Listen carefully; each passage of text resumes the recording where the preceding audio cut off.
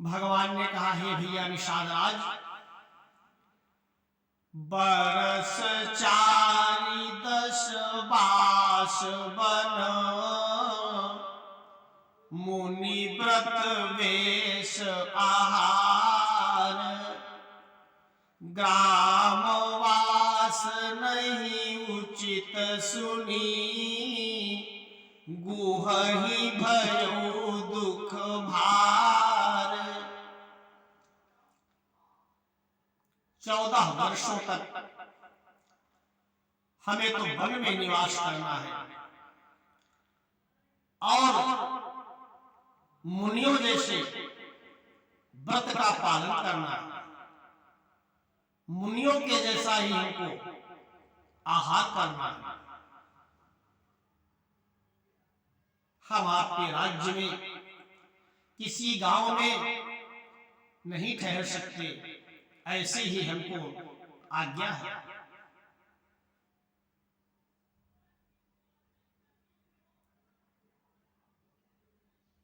निषाद राजगुरु ने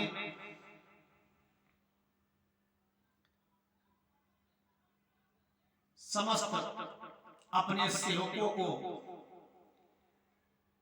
बुला करके कहा कि कुछ कंदमूल फल का प्रबंध किया जाए। शीघ्र सभी सेवकों ने ला करके कंदमूल फल आदि भगवान के आगे रख दिए। भगवान ने कंदमूल फल का आहार किया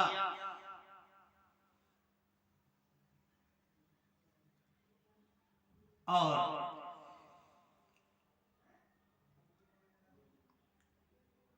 निषाद राजगुरु से कहा कि अब हमें गंगा के तट पर चलना है, हमें गंगा पार करना है।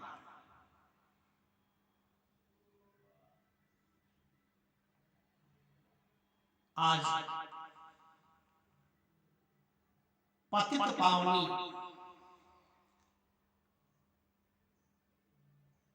भगवान के चरणों से जिनका जन्म हुआ है, ऐसी गंगा मां का भी भगवान दर्शन करने का संदेशा दे रहे हैं कि हम आज गंगा मां के दर्शन करेंगे और उनको पार करके आगे के लिए प्रस्थान करेंगे।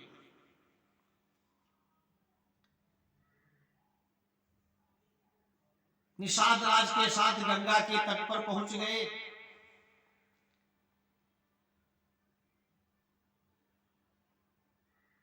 गंगा मां ने जब भगवान के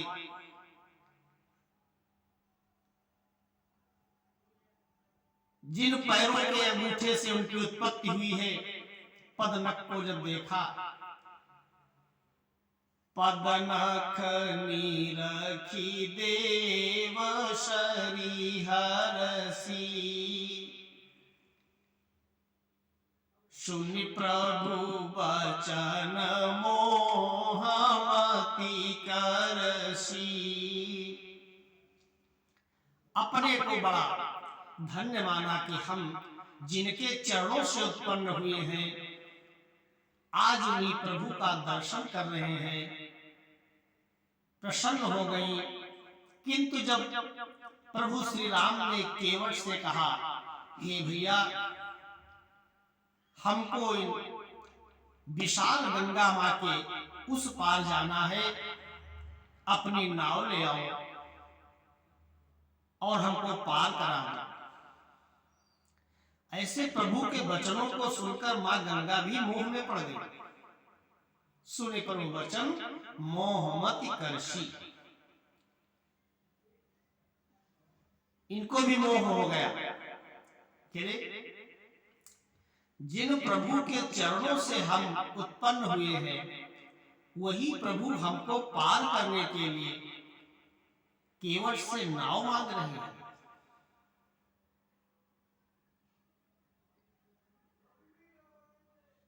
भगवान ने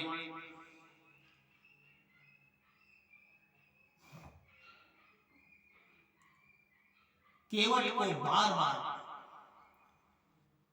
बुलाया, हे भैया केवट, हमें गंगा से पार करा दो।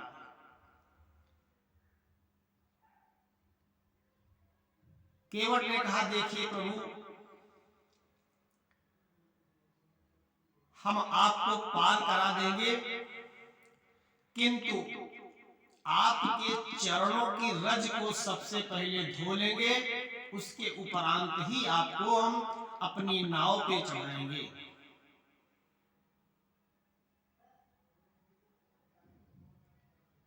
भगवान ने कहा, भाई ये कौन सी बात हुई, न जाने कितने पथिक आपके पास आते हैं, आप सबको गंगा पार करा देते हो, उतराई ले लेते हो, तो फिर मेरे साथ ऐसा भेदभाव क्यों कर रहे हो भैया? केवट ने कहा, प्रभु, आज हम भ्रम में नहीं पड़ सकते हैं, जब तक हम आपके चरणों को नहीं धो लेंगे, आपको गंगा के पार नहीं कराएंगे। लक्ष्मण जी ने अपना धनुष बाण संभाला, तरकश को हिलाया, केवट को डराया धमकाया, देख नहीं रहे हो मेरे पास धनुष बाण है, क्यों नहीं पार उतार रहे हो? हमको पार उतारो, अपनी उतराई ले लो। केवट ने कहा, सुन लीजिए प्रभु श्री रामचंद्र जी, राघव चरण धुलालो, ये आन है हमारी, राघव चरण धुलालो। अवधेश के सहित लो, सौगंध है तुम्हारी, राघव चरण धुलालो। केवट ने कहा, हे प्रभु श्री राम, मैं जानता हूं कि आप अयोध्या के चक्रवर्ती सम्राट महाराज दशरथ के ज्येष्ठ पुत्र हो, लेकिन फिर भी रघुवंश के तिलक का माना की ठाट है, रघुवंश के तिलक का माना की ठाट है, लेकिन ये अयोध्या नहीं, नदी कपाट है, सरयू का किनारा नहीं, गंगा का घाट है, चलने को यहाँ कोई नहीं डपट डांट है। हे प्रभु, ये मैं मानता हूं कि आपके रघुवंश का बहुत ही नाम है, बहुत से वीर आपके वंश में उत्पन्न हुए, अनेकानेक दानी उत्पन्न हुए, ऐसे महान कार्य करने वाले वीर आपके वंश में उत्पन्न हुए, लेकिन ये अयोध्या नहीं है, ये हम केवटों के नदी का किनारा है, ये सरयू जी का घाट नहीं है, ये गंगा जी का घाट है। यहां आपकी कोई डपट डांट नहीं चल सकती।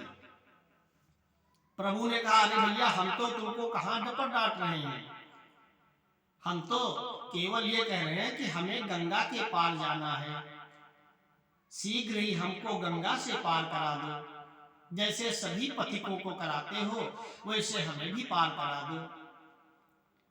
केवट ने कहा, नहीं प्रभु, आप देख नहीं पा रहे हो, आपके साथ जो आपके छोटे भाई हैं, ये बहुत हमको आंखें दिखा रहे हैं, धनुष बाण बार बार चमका रहे हैं, त्योरी चढ़ा रहे हैं, भैया लखन तुम्हारे हमको डरा रहे हैं धनुबाण के इशारे।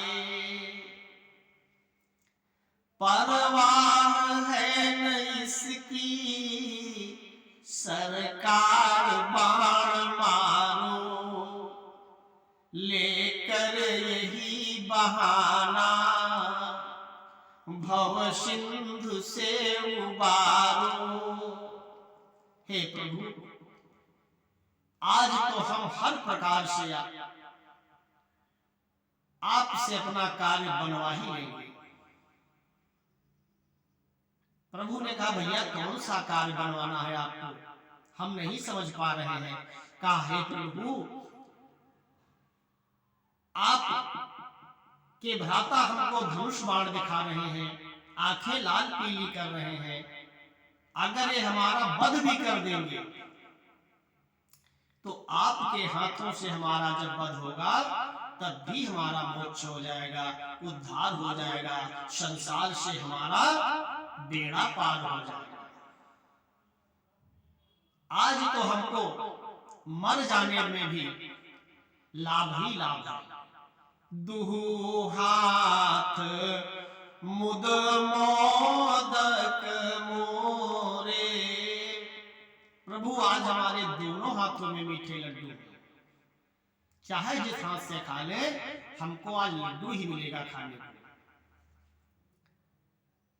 और प्रभु, अगर आप सोचते हो कि हम यहां अकेले हैं, हमारा वध करके चले जाओगे, ऐसा नहीं होगा। इतिहास में कहानी होकर अमर रहेगी, इतिहास में कहानी होकर अमर रहेगी। केवट को प्रभु ने मारा ये दुनिया यही कहेगी।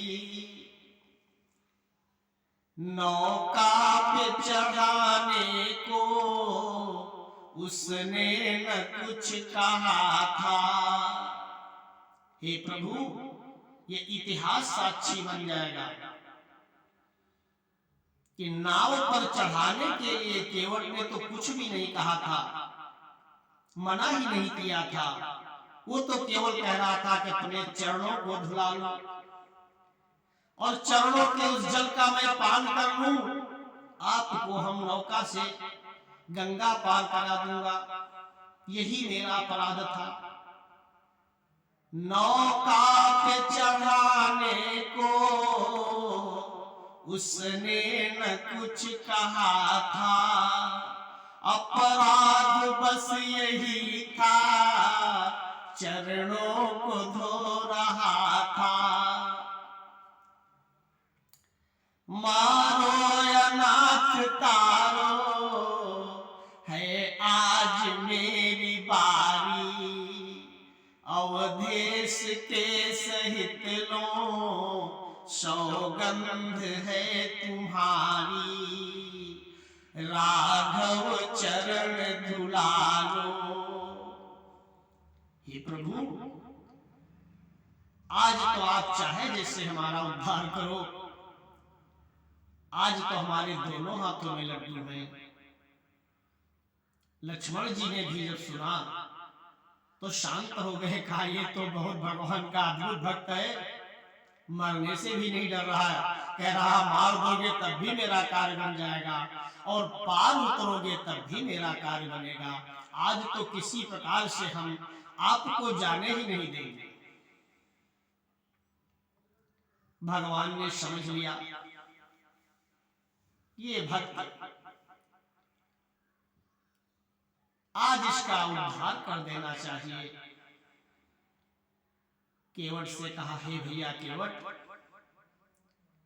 कृपा सिंधु बोले मुस्काई,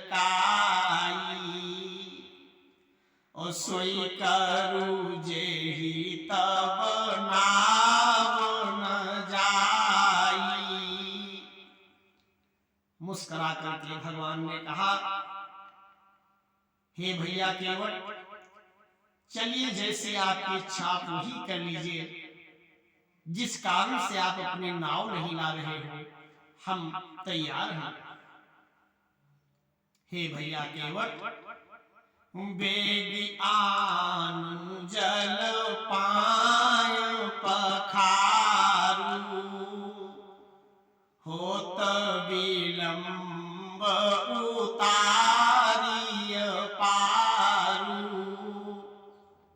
हे भैया केवट, बहुत ही शीघ्र अपनी नाव ले आओ, हमें विलंब हो रहा है, हमको पार करा दो, और जैसी आपकी इच्छा है वैसे आप कर लो, मैं तैयार हूं। केवट ने कहा, देखिए प्रभु, कोई एहसान नहीं हम मानेंगे आपका। अगर आपकी इच्छा नहीं है तो दबाव में कोई काम मत करिएगा। तो कहा, फिर हम कैसे पार जाएंगे भैया? तुम तो प्रेम लपेटे अटपटे, प्रेम की बातें करते हो लेकिन अटपटी बातें करते हो। कभी तो तैयार हो जाते हो, कभी फिर कहते हो कि कोई एहसान नहीं है प्रभु, तो हम क्या समझे इसका? केवट ने कहा, आपको समझने की बात ही नहीं है, यहां तो प्रेम की बात है। अगर आपके भैया लक्ष्मण जी को क्रोध आ रहा है तो मैं एक रास्ता दूसरा भी जानता हूं गंगा पार कराने का। भगवान ने कहा, वो कौन सा? कहा, देखिए हम केवट लोग हैं, हमको सब घाटों का पता है, कहां पर गंगा जी कम है, कहां पर ज्यादा है। अगर आप चाहो तो एक ऐसा घाट है जहां पर कमर तक जल है गंगा जी में।